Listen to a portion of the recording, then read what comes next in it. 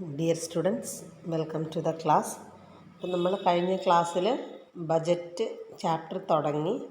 ആ ബജറ്റ് എന്താണ് ബജറ്റിംഗ്, എന്താണ് ബജറ്ററി കൺട്രോൾ എന്നുള്ള കാര്യം നമ്മൾ പറഞ്ഞു.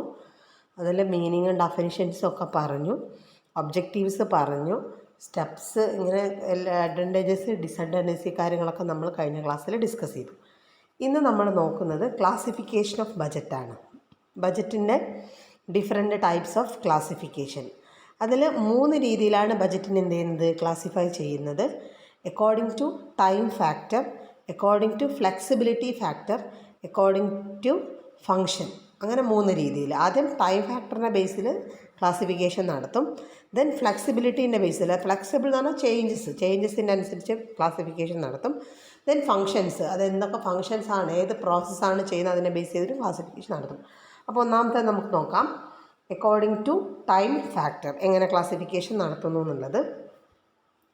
ടൈം ഫാക്ടറിൽ long term budget, short term budget, current budget, ഇങ്ങനെ 3 രീതിയിലാണ് ചെയ്യുന്നത്. ടൈം ഫാക്ടറിൽ long term, short term, current. Long term ആ പേര് തന്നെയുണ്ട്, നമുക്കറിയാം. This budget related to planning the operation for a period of 5 to 10 years. അപ്പോൾ 5 മുതൽ 10 വർഷം വരെ കാലയളവിലേക്ക് നമ്മൾ ബജറ്റ്, അതായത് ഫ്യൂച്ചർ പ്ലാൻ ചെയ്യുന്നുണ്ടെങ്കിൽ അതാണെന്ത്, ലോങ് ടേം ബജറ്റ് എന്ന് പറഞ്ഞാൽ. Short term budget are drawn usually for a period of 1 or 2 years. 1 വർഷത്തേക്ക് അല്ലെങ്കിൽ 2 വർഷത്തേക്ക് നമ്മൾ ബജറ്റ് പ്രിപ്പയർ ചെയ്യുന്നുണ്ടെങ്കിൽ അതാണെന്ത്, ഷോർട്ട് ടേം ബജറ്റ് എന്ന് പറഞ്ഞാൽ. ദെൻ കറണ്ട് ബജറ്റ് എന്ന് പറഞ്ഞാൽ this budget covers A period of 1 month or so.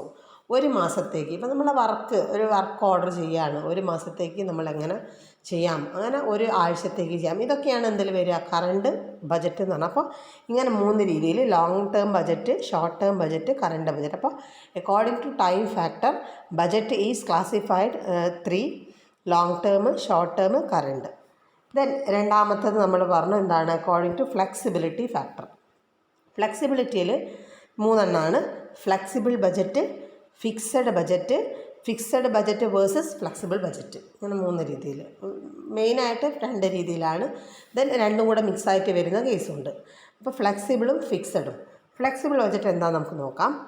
Flexible budget is a dynamic budget. This is defined as a budget designed to change in accordance with the level of activity actually attained. അപ്പോൾ flexible എന്ന് പറഞ്ഞാൽ changes ആണ്, flexible ആയിരിക്കും. അപ്പോൾ level of ആക്ടിവിറ്റിക്ക് അനുസരിച്ച് എന്ത് ചെയ്യും, budget മാറിക്കൊണ്ടിരിക്കും.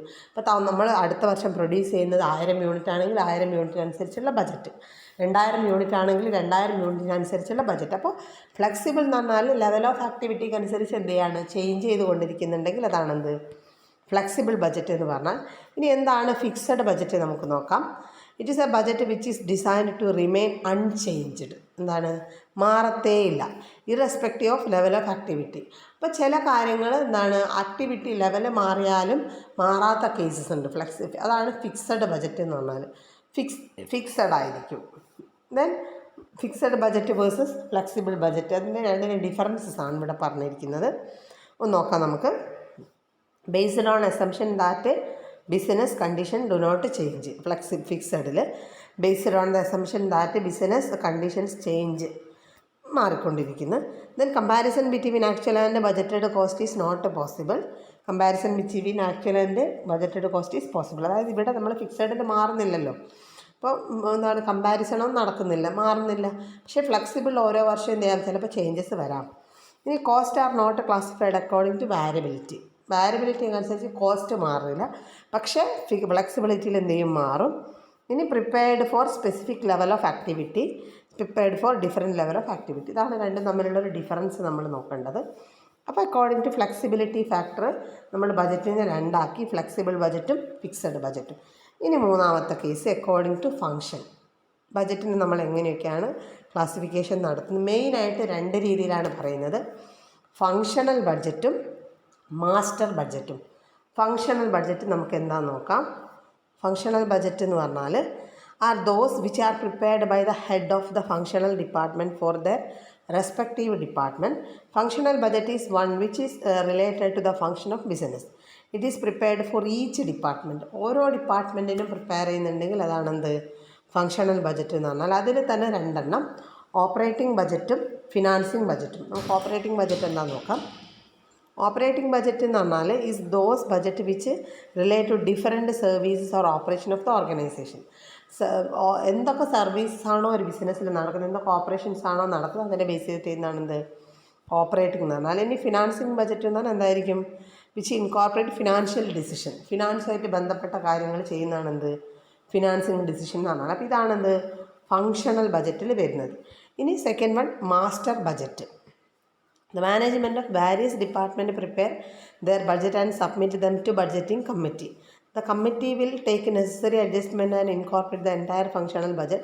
Then it is prepared a master budget. Master budget is a summary of all functional budget. അപ്പോൾ നേരത്തെ നമ്മൾ പറഞ്ഞ ഫങ്ഷണൽ ബജറ്റിൻ്റെ എല്ലാത്തിൻ്റെ ഫങ്ഷണലും നമ്മൾ പറഞ്ഞല്ലോ, അതിലുള്ള ഒരുമിച്ചുള്ള ഒരു സമ്മറിയാണ് എന്ത് മാസ്റ്റർ ബജറ്റ് എന്ന് പറഞ്ഞാൽ. എല്ലാ ഫങ്ഷൻസിൻ്റെയും കൂടെ ഒരുമിച്ച് ചെയ്യുന്നത്. ഇപ്പോൾ ഡിഫറെൻറ്റ് ഫങ്ഷൻസ് ഉണ്ട്, സെയിലുണ്ട്, പ്രൊഡക്ഷൻ ഉണ്ട്, ഇതൊക്കെ ഓരോ ഫങ്ഷൻസാണ്. അപ്പോൾ ഇവിടെ ഒക്കെ ചെയ്യുന്ന ബജറ്റിനെ ഒരുമിച്ച് ചെയ്യുന്നതാണ് എന്ത് മാസ്റ്റർ ബഡ്ജറ്റ് എന്ന് പറഞ്ഞാൽ. അപ്പോൾ നമ്മളിങ്ങനെ 3 രീതിയിൽ എന്ത് ചെയ്തു ബജറ്റിൻ്റെ ക്ലാസിഫിക്കേഷൻ നടത്തി.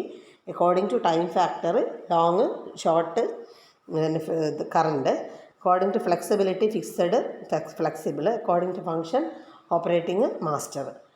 ക്ലാസിഫിക്കേഷൻ ഓഫ് ബജറ്റ് ഇതാണ്. ഇനി അടുത്തത് നമുക്ക് പറയാനുള്ളത് ക്യാഷ് ബജറ്റാണ്. എന്താണ് ക്യാഷ് ബജറ്റ്? ഇനി പ്രിപ്പറേഷനാണ്. Cash budget is the most important of all functional budget. It is prepared only after all other functional budgets are prepared. Cash budget is also called financial budgets or way and means budget. നമ്മൾ cash ബജറ്റാണ് മെയിനായിട്ട് നമ്മൾ prepare ചെയ്യേണ്ടത്. അപ്പോൾ എന്താണ് cash budget ചെയ്യുന്നത്? Cash budget എന്താണ്, ക്യാഷിൻ്റെ ഇൻഫ്ലോസും ഔട്ട്ഫ്ലോസുമാണ് ഇവിടെ കാണിക്കുക, ക്യാഷ് ബജറ്റിൽ കാണിക്കുക. അപ്പോൾ അഡ്വാൻറ്റേജസ്, ക്യാഷ് ബജറ്റ് പ്രിപ്പയർ ചെയ്യുന്നതുകൊണ്ട് നമുക്ക് എന്തൊക്കെ അഡ്വാൻറ്റേജസ് ഉണ്ടാവാം? Ensure that sufficient cash class is available when class അല്ല ക്യാഷാണ്, വെൻ റിക്വയർഡ്, ക്യാഷ് എപ്പോൾ വേണം എന്നൊക്കെയാണ് നമുക്ക് മനസ്സിലാക്കും. Ascertain expected shortage of cash, shortage ഉണ്ടെങ്കിൽ മനസ്സിലാവും. Helps to ascertain excess of cash, അത് അധികം ക്യാഷ് ഉണ്ടെങ്കിൽ നമുക്ക് മനസ്സിലാവും എന്ന് പറയുന്നത്. യൂസ്ഫുൾ ഫോർ ഫിനാൻഷ്യൽ പ്ലാൻ ആണ്. Enable the management to formulate suitable dividend policy, dividend policy ചെയ്യാൻ വേണ്ടി നമ്മൾ എന്ത് ചെയ്യുന്ന പറഞ്ഞ ക്യാഷ് ബജറ്റ് ഹെൽപ്പ് ചെയ്യുന്ന പറയുന്നത്. പിന്നെ മെത്തേഡ് ഓഫ് പ്രിപ്പറേഷൻ, എങ്ങനെയാണ് ക്യാഷ് ബജറ്റ് പ്രിപ്പയർ ചെയ്യുക എന്നുള്ളതാണ്. Method of preparation of cash budget is receipt and payment method, adjusted profit and loss, balance sheet method. ഇങ്ങനെ 3 രീതിയിൽ receipt and payment method, adjusted profit loss method, balance sheet method. അപ്പോൾ ഇതിൻ്റെ problems എന്ത് ചെയ്യാം, നമുക്ക് ഇന്ന് ചെയ്യേണ്ട, അടുത്ത ക്ലാസ്സിൽ ചെയ്യാം. പിന്നെ നിങ്ങൾ ഇതിൻ്റെ നോട്ട്സ് എന്ത് ചെയ്യുക, കംപ്ലീറ്റ് ചെയ്ത് വെക്കുക. Thank you.